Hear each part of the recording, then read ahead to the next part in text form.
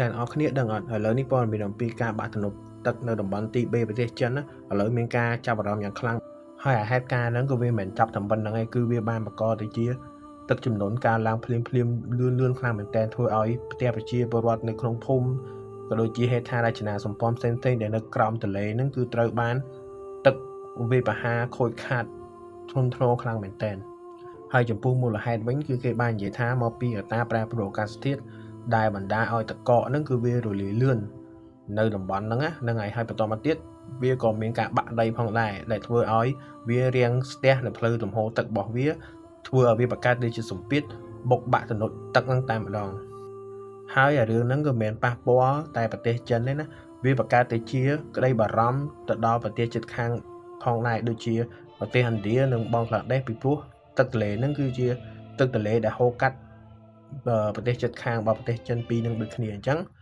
ហើយផលប៉ះពាល់ក៏វាមិនមែនតែប្រទេសចិនដែរឥឡូវគេកំពុងតែចោទជាក្តីបារម្ភដូចគ្នាថា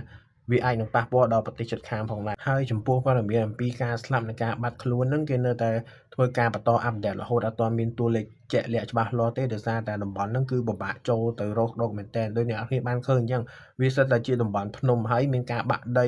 ក៏ដូចជាល្បាក់គេហៅថាភក់ល្បាប់ដែលវាហូរមកជាមួយទឹកហ្នឹងគឺវា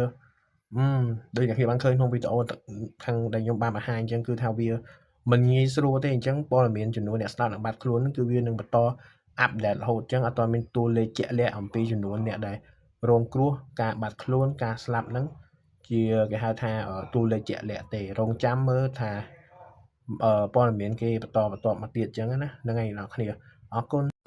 ដែលអរគ្នាដឹងអត់ឥឡូវនេះព័ត៌មានអំពីការបាក់ទំនប់ទឹកនៅតំបន់ទី3ប្រទេសចិនណាឥឡូវមានការចាប់អារម្មណ៍យ៉ាងខ្លាំងហើយហេតុការណ៍ហ្នឹងក៏វាមិនចាប់តែប៉ុណ្្នឹងឯងគឺវាបានបង្កទៅជាទឹកចំនួនការឡើងភ្លាម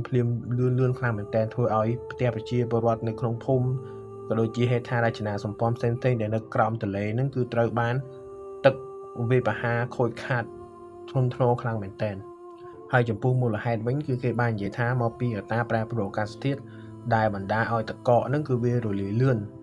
នៅតំបន់ហ្នឹងហើយបន្តមកទៀតវាក៏មានការបាក់ដីផងដែរដែលធ្វើឲ្យវារាំងស្ទះនៅផ្លូវលំហូរទឹករបស់វាធ្វើឲ្យវាបង្កើតដូចជាសម្ពាធបុកបាក់ទំនប់ទឹកហ្នឹងតែម្ដងហើយរឿងហ្នឹងក៏មានប៉ះពាល់តែប្រទេសចិនទេណាវាបង្កើតទៅជាក្តីបារម្ភទៅដល់ប្រទេសជិតខាងផងដែរដូចជាប្រទេសឥណ្ឌានិងបង់ក្លាដេសពីព្រោះទឹកទន្លេហ្នឹងគឺជា